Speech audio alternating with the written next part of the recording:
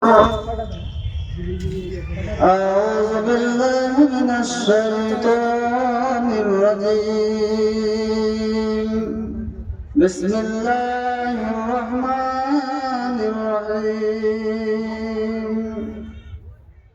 يا أيها الذين آمنوا اتقوا الله حق تقاته ولا تموتن إلا وأنتم مسلمون.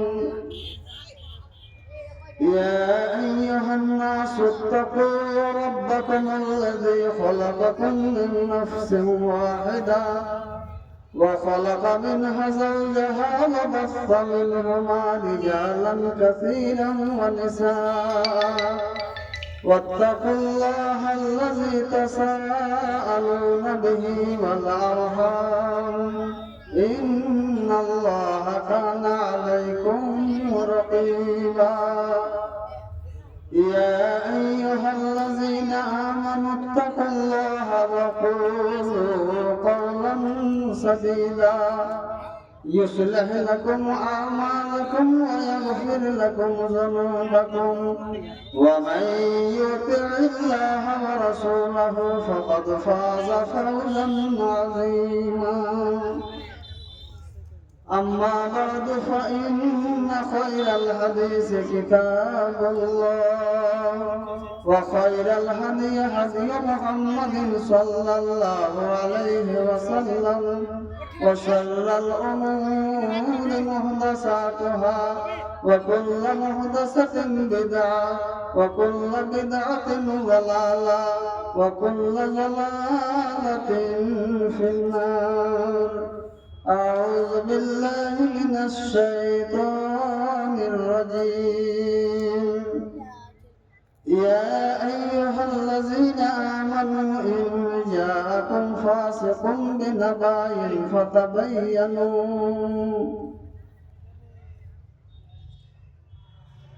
আজকে মহতী সভার সম্মানিত সভাপতি সাহেব, মঞ্চস্থ ওলামায়ে কেরাম, সমবেত মুসলিম সমাজ, পর্দার আড়ালের মা ও বোনেরা, আল্লাহ তাবারাকা ওয়া তাআলার অশেষ অসংখ্য প্রশংসার পর শত কোটি শান্তির ধারা বিবর্ষিত হোক বিশ্বনবী আহমদ মুজতবা মুহাম্মদ মুস্তাফা সাল্লাল্লাহু আলাইহি ওয়াসাল্লামের উপর।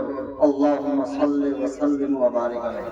বন্ধুরা আমার, আমি আজকে আপনাদের সামনে কয়েক মিনিটের ভিতরে যে বিষয়ের উপরে কথা বলার ইচ্ছা করেছি সেটা হলো বর্তমান সময়ে সবচাইতে ভাস্ট টপিক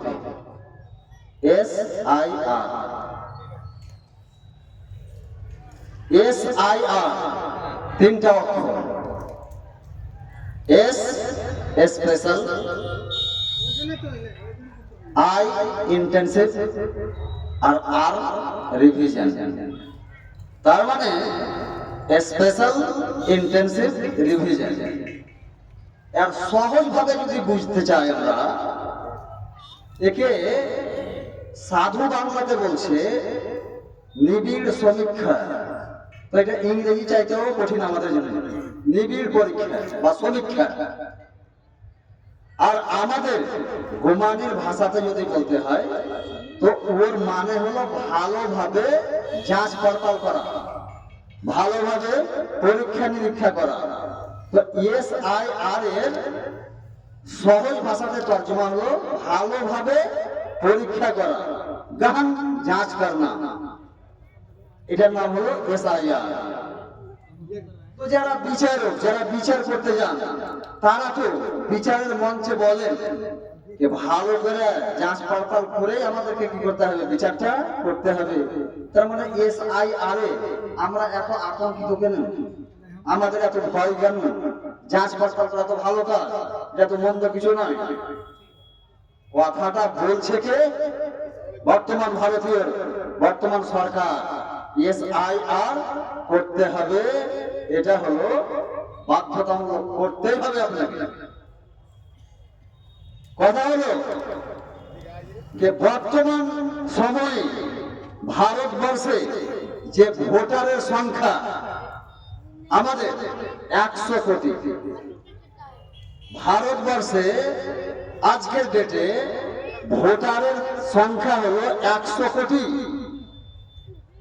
তো ইলেকশন কমিশন বলছেন যে যদি গোটা ভারতবর্ষে যতটা স্টেট আছে, রাজ্য আছে, সমস্ত রাজ্যে যদি SIR চালু করা হয় বা করতেই হবে, তাহলে ভোটারের সংখ্যা কমবে। কতটি কমবে? 15 কোটি কমবে। তার মানে 100 কোটি থেকে যদি 15 কোটি বাদ দেওয়া হয়, তাহলে সর্বমোট ভোটারের সংখ্যা বাড়বে 85 কোটি। ইলেকশন কমিশন আরেকটা কথা বলছেন যে ভোটারের সংখ্যা কমবে কিন্তু পার্সেন্টেজ বাড়বে। বিহারে ভোট হলো 65%, কিন্তু এই SIR যদি করা যায় তাহলে এই পার্সেন্টটা বেড়ে যাবে, আপনার 72% হয়ে যাবে। আমাদের বুঝতে হয়তো অসুবিধা হতে পারে যে ভোটারের সংখ্যা যখন কমবে পার্সেন্ট কিভাবে বাড়তে পারে। আমি আপনাদেরকে একদম সহজে বুঝিয়ে দিই যে একটা লোকের 4টা ছেলে, কয়টা? 4টা, আর 100 বিঘা জমি আছে, পার হেড কত হলো? 25 বিঘা। আর ওই একটা লোকেরই 100 বিঘা জমি আছে, ছেলে আছে 2টা। তার মানে ছেলের সংখ্যা তো কমছে কিন্তু জমির ভাগ বাড়ছে। কারণ এবার হয়ে গেল 50 বিঘা করে। অনুরূপভাবে যেমন আমরা এই কথাটা বুঝে গেলাম যে 100 বিঘা জমিওয়ালা মালিকের যদি 4টা ছেলে হয়, ভাগ কমবে 25 বিঘা করে হবে। আর ছেলের সংখ্যা যদি কম হয়, 2টো হয়, 50 বিঘা করে হবে। আর একটাই যদি ছেলে হয় তো 100তে 100 বিঘার মালিক হয়ে যাবে। ইলেকশন কমিশন বর্তমানে বলছেন যে হ্যাঁ, SIR যদি করা হয় তাহলে ভোটারের সংখ্যা কমবে কিন্তু ভোটারের মানে কে আপনার পার্সেন্ট বাড়বে। যেখানে 62% ভোট হচ্ছে ওখানে 72% হবে। বন্ধুরা, এইটা কথা শরীয়তে কোনো উল্লেখ বা হাদিস কিছু আছে কিনা আমি আপনাদের সামনে এই 10 মিনিটের ভিতরে ইনশাআল্লাহ নিজের কথা শেষ করব। বন্ধুরা, আমরা মুসলমান হিসেবে আমরা কি চিন্তা ভাবনা করছি যে মুসলমানেরই ভোট কাটবে, এটা আমাদের ধারণা। মুসলমানেরই ভোট কাটবে। আসামে যে NRC হলো, তো শুধু ওখানে মুসলমানেরই অসুবিধা হয়েছিল না মুসলমানের অসুবিধা হয়েছিল? জানা আছে আমাদের যে মুসলমানদের যা অসুবিধা হয়েছিল ওর চাইতে বেশি অসুবিধা করেছিল মুসলমানেরা। তো NRC তে যদি মুসলমান বিপদে পড়ে তো SIR এও কিন্তু মুসলমান তো পড়বে, এটা তো টার্গেটে আছে, কিন্তু মুসলমানে পড়বে, এটাও আমাদের বিশ্বাস রাখতে হবে। তবে মুসলমানরা বিপদে পড়লে এদের জন্য সুব্যবস্থা বলতে হবে না হবে, এটা আলাদা কথা হলো। মুসলমান হলে ওদের সুব্যবস্থা হবে, এটা সরকার করবে, এটা ঠিক। আমাদের চিন্তা ভাবনা ঠিক আছে। এবার আমি আমার ভাইকে বলছি যে ইনার কাছে একটা পাওয়ার আছে, যে কোনো পাওয়ার, সামাজিক পাওয়ার। তো সামাজিক পাওয়ার যদি আমাদের মতো করে একজন ব্যক্তির কাছে থাকে তাহলে ওই পাওয়ারফুল ব্যক্তি নিজের সুবিধা নিজের লোককে দিবে না পর লোককে দিবে? এটা আপনি কে দিবে? নিজের লোককে দিবে, এটা স্বাভাবিক তো। তার মানে বর্তমান সরকার তো জানে, তো জানা নয় তো ক্লিয়ার বলছে যে মুসলমানেরা ভোট দেয় না আর মুসলমানদের ভোটের আমাদের দরকার নেই। তবু যেগুলো ফাউন্ডামেন্টাল সুবিধা, মানে যে সুবিধা না দিলে সরকার বাঁচতে পারবে না, যেমন বাড়ি দেওয়া। তো বাড়ি যেমন আপনার পাশে মহারাজপুরে একজন মুসলমান ভাইয়ের বাড়ি আছে, তো উনি যদি প্রধানমন্ত্রী আবাস পান তা আপনি মুসলমান, আপনিও তো পান, চাল তো আপনিও পান, পায়খানা তো আপনিও পান। এইগুলো হলো ফাউন্ডামেন্টাল জিনিস, মানে বুনিয়াদি। আমার আগে পূর্ব বক্তা বলছিলেন যে বুনিয়াদি কিছু জিনিস আছে, তো এইগুলো হলো কি বুনিয়াদি জিনিস। এই বুনিয়াদি জিনিস থেকে আপনাকে বঞ্চিত কোনো মতেই করতে পারবে না। শত চেষ্টা করলেও কিন্তু এই ফাউন্ডামেন্টাল জিনিস থেকে আপনাকে বঞ্চিত করতে পারবে না। সরকার বলছে যে আপনার জমিতে, আপনার এই ধানের জমি যেখানে বসে আছি আমরা, যখন ধান ছিল থোড় হয়নি আর ওই জমিতে ওই ধান রোপা করা আছে, আর একটা গাছের চারিপাশে যাওয়া না গাছ ছিল, কি বলে যাওয়া না, ফুরফুরে যাওয়া না, তো একটা গাছের গোড়াতে, ধানের গাছের গোড়াতে যাওয়া না ঘাস লাগা আছে। আর এই রোড দিয়ে যত যাত্রী যাচ্ছে সবাই এই ভূমিটার দিকে তাকিয়ে দেখছে, জমিটার দিকে, আর মনে মনে গাল দিচ্ছে যে এই লোকটা কত যে খুব জমিওয়ালা, জমিতে ঘাস লাগা আছে অথচ পরিষ্কার করে না। তো এই জমিতে ঘাস লাগিয়ে রাখা, এর জন্য যারা যাত্রী যারা যাচ্ছে আর আপনাকে মনে মনে গাল দিচ্ছে জমিওয়ালাকে, তো গাল দেনেওয়ালার দোষ না জমিওয়ালার দোষ যে জমি পরিষ্কার করেনি? কার দোষ? পরিষ্কার কথা। বিজেপি সরকার বলছে এসআইআর করলে ধানের পাশে যেগুলো আগাছা আছে আগাছা পরিষ্কার হয়ে যাবে। কথাগুলো ভালো করে বুঝেন, আগাছা পরিষ্কার করা হবে। আর কংগ্রেস সরকার বলছে সংবিধানকে হত্যা করা হয়েছে, মানে সংবিধানে যে একটা মৌলিক অধিকার ছিল ভোট দেওয়ার, তো ভোটের অধিকারকে ছিনিয়ে নিচ্ছে। এটা কে বলছে? কংগ্রেস সরকার বলছে, মানে কংগ্রেস পার্টি। আর তৃণমূল সরকার বলছে, মানে এসআইআর চলছে, ওই জন্য বলছে এটা হলো ভয়ঙ্কর সংকট, মানে এর চাইতে বড় বিপদ আর কিছু হয় না। কোরআন মাজিদের গায়ে কি আযাবুল আলীম, তো জাহান্নামের আযাবকে কি বলা হয়েছে? আযাবে আলীম। তো বলছে কি এটা হলো কি আযাবে আলীম, ভয়ঙ্কর সংকট। এবার আপনি বিচার করেন তো, আমি ভোট যাকে দিই, বিজেপিকে দিই, চাই কংগ্রেসকে দিই, চাই তৃণমূলকে দিই, চাই ঝাড়খণ্ডকে দিই, আপনি এবার নিজের অন্তরে হাত রেখে জিজ্ঞাসাবাদ করেন যে বিজেপি সরকার যেমন রাজনীতি করছে, তো অন্য সরকার যারা বলছে ওরা কি করছে? তার মানে এইটা 100% সত্য কথা যে প্রত্যেক সরকার কি করছে? রাজনীতি করছে। আপনার ভোটের যে সরকারের দরকার ওই সরকার বলছে যে না এটা করা ঠিক নয়, আর যে সরকার মনে করছে যে এদের ভোটের আমার কোনো দরকার নেই, ওরা বলছে না এটা করতে হবে। ভাইরা আমার, মোট কথা হলো কি যে পশ্চিম বাংলাতে যেমন এসআইআর হচ্ছে, ঝাড়খণ্ড হবে, যত স্টেট আছে সমস্ত স্টেটে হবে। সরকারদের বিরুদ্ধে আপনি আন্দোলন করতে পারেন, প্রোটেস্ট করতে পারেন, এটা আপনার মৌলিক অধিকার আছে। ফান্ডামেন্টাল রাইটস যেটা বলা হয়, মৌলিক অধিকার আছে। আপনি যতই প্রোটেস্ট করেন কাজ সেটাই হবে। যারা দিল্লিতে বসে আছে আপনার কিছু করার নাই। তো সরকারের কাজে যখন আমি বাধা দিতে পারবো না, তাই এবার আমাদের কাজ কি হবে? আমাদের যে সমস্ত ডকুমেন্টস 11টা বা 12 বা 13 যে সমস্ত ডকুমেন্টসের ইন্ডিকেট করা হয়েছে, ইশারা করা হয়েছে, আর বিভিন্ন মোবাইলে ওখানে আপনার সামনে এসছে, বিভিন্ন বক্তা বক্তব্যের মাধ্যমে বলছে যে হ্যাঁ 11টা যে ডকুমেন্টসের কথা বলা হয়েছে সেই ডকুমেন্টস তৈরি করা এটা আপনার দায়িত্ব। যদি আপনি এই দায়িত্ব পালনে গাফিলতি করেন, নামাজ না পড়লে কিছু হয় না, রোজা না রাখলে কিছু হয় না, আর কিছু না করলে কিছু হয় না, যখন হবে সময় আসবে তখন হবে, ওটা আলাদা কথা হলো। কিন্তু যে বিপদ এখন আপনার মাথায় চেপে আছে এসআইআর, আর এই এসআইআর এর ডকুমেন্টসে যদি কিঞ্চিত পরিমাণ আপনি গাফিলতি করেন, তাহলে আপনি কত বড় আযাবে আলীমের ভুক্তভোগী হবেন সময় আসলে আপনি বুঝতে পারবেন। বন্ধুরা আমার, আর 5 মিনিট কথা বলি ইনশাআল্লাহ। হযরতে হারিস বিন জিরার বলে একজন সাহাবীর নাম, হযরতে হারিস বিন জিরার। লোকটাকে বিশ্বনবী আহমদ মুস্তাফা মুহাম্মদ মুস্তাফা সাল্লাল্লাহু আলাইহি ওয়াসাল্লামের 11 জন স্ত্রী, ওই 11 জন স্ত্রীর ভিতরে একজন স্ত্রীর নাম হলো মাইমুনা রাদিয়াল্লাহু তাআলা আনহা। ওই হারিস বিন জিরার হলেন কে? বিশ্বনবী আহমদ মুস্তাফা মুহাম্মদ মুস্তাফা সাল্লাল্লাহু আলাইহি ওয়াসাল্লাম এর স্ত্রী মাইমুনা, ওর আব্বার নাম হলো কি হারিস। তিনি আল্লাহ নবী সাল্লাল্লাহু আলাইহি ওয়াসাল্লামের দরবারে এলেন, আর আসার পরে আশহাদু আল্লা ইলাহা ইল্লাল্লাহ ওয়া আশহাদু আন্না মুহাম্মাদান আবদুহু ওয়া রাসূলুহু এই কালেমা পাঠ করে মুসলমান হয়ে গেলেন। তার মানে শ্বশুর মুসলমান হয়ে গেলেন, ঠিক আছে। এবারে আল্লাহ রাসূল সাল্লাল্লাহু আলাইহি ওয়াসাল্লাম যাকাতের ব্যাপারে ওয়াজ করলেন, আর ওয়াজ শুনে কিন্তু শ্বশুর মুগ্ধ হয়ে গেলেন। আর মুগ্ধ হওয়ার পরে জামাইকে বলছেন যে হুজুর, আমি আমার গ্রামে গিয়ে করব কি, ওখানে গিয়ে আমি যাকাত জমা করব, আর যাকাতের পয়সা যখন আমি গ্রামবাসীর থেকে যাদের উপরে যাকাত খরচ আছে জমা করে নেব, তো জমা করা যখন হয়ে যাবে, তো আপনি আজ থেকে মোটামুটি 1 মাস পরে একজন লোককে পাঠিয়ে দিবেন, আর আমার জমা করা যাকাতের মালগুলো মদিনাতে নিয়ে আসবে। কথা হয় না, পাক্কা হয়ে গেল। ঠিক উনি হারিস বিন জিরার নিজের গ্রামে গিয়ে যে সমস্ত লোকের উপরে যাকাত ফরজ ছিল সেই সমস্ত লোকের কাছ থেকে যাকাত কি করেছে, জমা করেছে।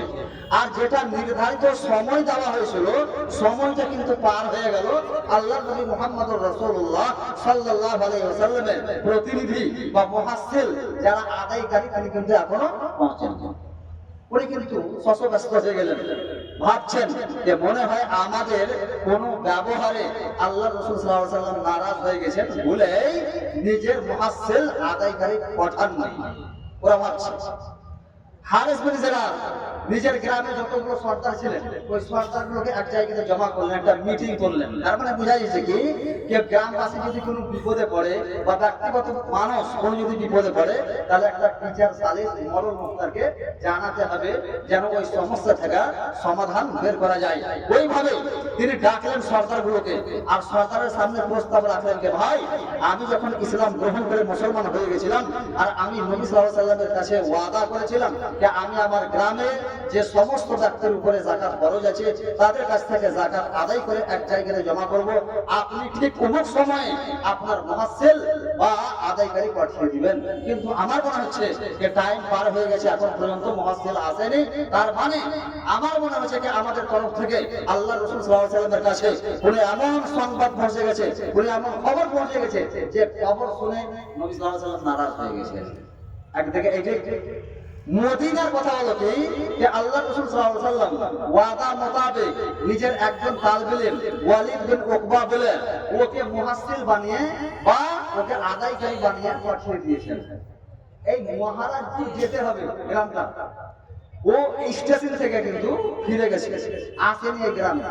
ও চিন্তা ভাবনা করেছে যে মহারাজপুরে তো খোট্টা ব্রাদারের লোক আহির হয়, ওখানে যদি আমি যাই তো ওরা আমাকে মারবে পিটাবে, এই ভয়ে ওরা ফিরে চলে গেছে।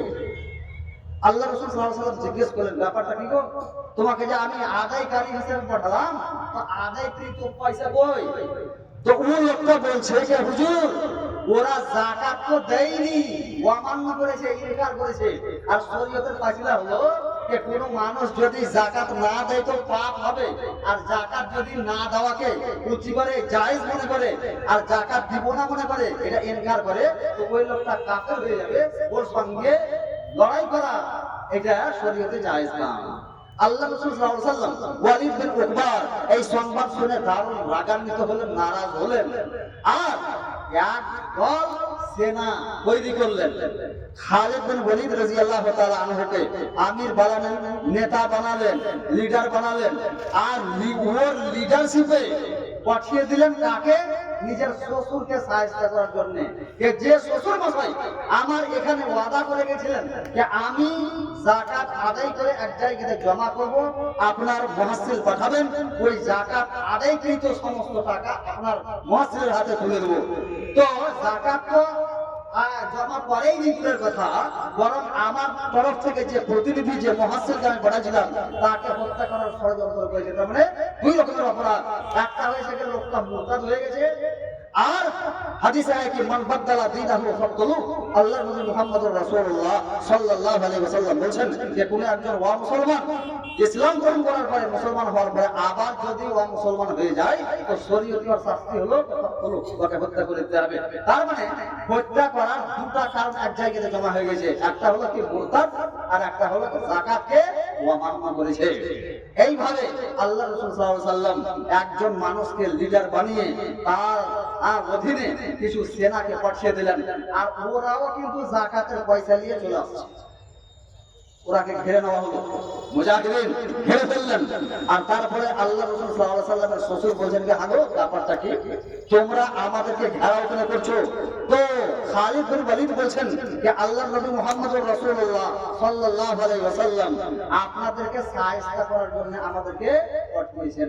কারণ বলা হলো যে আল্লাহর নবীর মুহাসসিল আদায়কারীকে আপনারা হত্যা করার কি করেছিলেন, চেষ্টা করেছিলেন বা অপচেষ্টা করেছিলেন। আর একটা কথাকে আপনি মুরতাদ হয়ে গেছেন। উনি বলছেন যে সুবহানাল্লাহ, ওই আল্লাহর কসম খেয়ে বলছি যে আল্লাহ মুহাম্মদকে রাসূলুল্লাহ বানিয়েছেন, সেই আল্লাহর কসম খেয়ে বলছি নবী সাল্লাল্লাহু আলাইহি ওয়াসাল্লামের তরফ থেকে কোনো প্রতিনিধি, কোনো মুহাসসির, কোনো আদায়কারী আমাদের গ্রামে আসেনি বলেই তো আমরা ওই জাকাত যে জমা করেছিলাম ওই টাকাগুলো নিয়ে আমরা আসছি রাসূলের কাছে। বন্ধুরা আমার, আল্লাহ রাসূল সাল্লাল্লাহু আলাইহি ওয়াসাল্লামের কাছে পৌঁছিল, আর পৌঁছার পরে নবী সাল্লাল্লাহু আলাইহি ওয়াসাল্লাম খুব রেগে আছেন, বললেন যে তুমি দুটা অন্যায় করেছে। একটা হলো যে আমার লোককে তোমরা হত্যা করার ইচ্ছা প্রকাশ করেছিলে, দ্বিতীয় কথা হলো যে তুমি মুরতাদ হয়ে গেছো। উনিও সেই কথা আবার ফিরালেন যে আল্লাহর কসম খেয়ে বলছি হুজুর, আপনার তরফ থেকে কোনো আদায়কারী আমাদের গ্রামে যায়নি। তার অপেক্ষা করতে করতে আমাদের অপেক্ষা যখন দীর্ঘ হয়ে গেল, লম্বা হয়ে গেল, আমাদের আর বরদাস্ত হলো না। আমরা চিন্তা ভাবনা করলাম যে আল্লাহ রাসূল সাল্লাল্লাহু আলাইহি ওয়াসাল্লাম মনে হয় আমাদের কোনো খবরে নারাজ হয়ে গেছেন, ওই জন্য আমরা নিজের আদায়কৃত যাকাতের মাল আপনার কাছে পৌঁছি। ঘটনা কি বলছে? ঘটনা হলো কি, ইন জাআকুম ফাসিকুম বিনাবাইন ফাতাবায়ানু, কোন মানুষ যদি তোমাদের কাছে কোন রকমের খবর নিয়ে আসে, তাহলে খবরের পিছে পড়তে হবে না, মানে কাউয়ার পিছে দৌড়লে হবে না, আগে কানকে দেখতে হবে যে আপনার কান লাগা আছে না নেই। কোরআন বলছে যে কোন মানুষ যদি তোমার কাছে কোনো খবর নিয়ে আসে, তাহলে ওই খবরের সত্যতা যাচাই করো। ফাতাবায়ানু, সত্যতা যাচাই করো। তো SIR এর মানে হলো সত্যতা যাচাই করা। কথাটা তো ভালো, হ্যাঁ, এর চাইতে ভালো কথা হয় না। কত দলিল কোরআনে আছে, হাদিসে লাগে, হাদিসে হয়ে যাবে। কোরআন বলে ফাতাবায়ানু, হ্যাঁ, সত্যতা যাচাই করা। SIR এর মাধ্যমে সত্যতা যাচাই করা হচ্ছে। একজন হলো ভোটার আর একজন হলো ডি ভোটার, কথা বুঝলেন? আর একটা হলো কি আন ভোটার। কয়টা বললাম? একজন হলো ভোটার, একজন হলো ডি ভোটার, আর একজন হলো আন ভোটার। ভোটার মানে যার কাছে ভোট দেওয়ার অধিকার আছে, আর ডি ভোটার মানে হলো যার কাছ থেকে ভোটের অধিকার ছিনিয়ে নেওয়া হচ্ছে। আর আন ভোটার যে লোকের কাছে ভোট দেওয়ার অধিকার নেই, তার মানে সরকার বলছে যে যার কাছে অরিজিনালি ভোট দেওয়ার অধিকার আছে সে ভোট দেবে। আর আমাদের মহারাজপুরে পালাশোনাতে সব জায়গাতেই হয় যে অনেক লোক মারা গেছে, মারা মানুষের ভোটটা কিন্তু ঢুকে দেওয়া হয়, এটা তো বাস্তব। তাহলে ওই মারা মানুষ যেন ভোট দিতে না পায়, ওই জন্য ওকে ডি ভোটার করতে হবে। আর আন ভোটারের মানে হলো যে যাদের বয়স হয়ে গেছে 18 বছর, তারপরে এখন তাদের ভোটার লিস্টে নাম চাপেরই। ওই সমস্ত ছেলেদের, যুবকদের, জওয়ানদের ভোটার লিস্টে নাম চাপাতে হবে। তার মানে কথাগুলো ভালো। এবার ওই ভালো কথার ভিতরে মুসলমানদেরকে হেনস্থ করার যদি ওদের নিয়ত আসে, তাহলে সেটা আলাদা কথা হলো। ওদের নিয়ত দেখে আপনি ওকে বাধা দিতে পারবেন না, কারণ যে পাওয়ার ওদের কাছে আছে। আপনার দায়িত্ব হলো আপনার যে সমস্ত নথিপত্র, যে সমস্ত দলিল দস্তাবেজ, যে সমস্ত এভিডেন্স আপনাকে দরকার, সেই সমস্ত এভিডেন্স আপনি তৈরি রাখেন। বিশেষভাবে BLO অর্থাৎ বুথ লেভেল অফিসার যারা, ওদের এক নম্বর দায়িত্ব হলো কি, যে যদি কোনো ভোটারের অসুবিধা থাকে তাহলে ও নিজ দায়িত্বে ওই সমস্ত গলতিগুলোকে সংশোধন করে দেবে। যদি সংশোধন না করে, সেই নিজের দায়িত্ব পালনে না যদি হীনতা দেখায়, দুর্বলতা দেখায়, তাহলে যেই ব্যক্তির ব্যাপারে ভোটার লিস্টে কোন রকমের কনফ্লিক্ট থাকবে, আপনি 100% শিওর হয়ে যান যে এইখানে আপনার থাকার কোন রকমের অবকাশ নাই। বন্ধুরা আমার, শুধু BLO নয়, সমাজের যারা সর্দার মডেল আছে তাদেরও, বা সামাজিক যারা ব্যক্তি আছে, সামাজিক ব্যক্তির এটা মোরাল ডিউটি, মানে নৈতিক দায়িত্ব আছে যে ভোটার লিস্টকে আপনি ঠিকঠাক করেন। আর যদি এই দায়িত্ব আপনার গাফিলতি থাকে, তো কসম খোদার বলছি আপনাদের সামনে যে আপনার এখানে থাকার কোন রকমের অধিকার নেই। যার নাম ভোটার লিস্টে আসবে না, সে কত বড় বিপদে পড়বে সময় এলে বুঝতে পারবেন। আমার সময় শেষ। আজকের জালসা হলো মাদ্রাসা, মাদ্রাসা সংক্রান্ত জালসা। অতএব মাদ্রাসাকে সামনে রেখে আপনাদের কাছে আকুল আবেদন জানাচ্ছি যে আপনাদের নিজের ক্ষমতা অনুযায়ী এই মাদ্রাসাকে সহযোগিতা করবেন। আর এই সহযোগিতার বিনিময় দুনিয়াতে পাবেন আর আখিরাতেও পাবেন ইনশাআল্লাহ। এই কথা বলেই আমি নিজের কথা শেষ করছি। আকুলু কাউলি হাযা আস্তাগফিরুল্লাহ লি ওয়া লাকুম ওয়া লিসাইরিল মুসলিমিন ওয়া সাল্লাল্লাহু তাআলা আলা খায়রি খালকি মুহাম্মাদিন ওয়া আলিহি ওয়া সাহবিহি আজমাইন ওয়া আখিরু দাওয়ানা আলহামদুলিল্লাহি রাব্বিল আলামিন। আসসালামু আলাইকুম ওয়া রাহমাতুল্লাহি ওয়া বারাকাতুহু।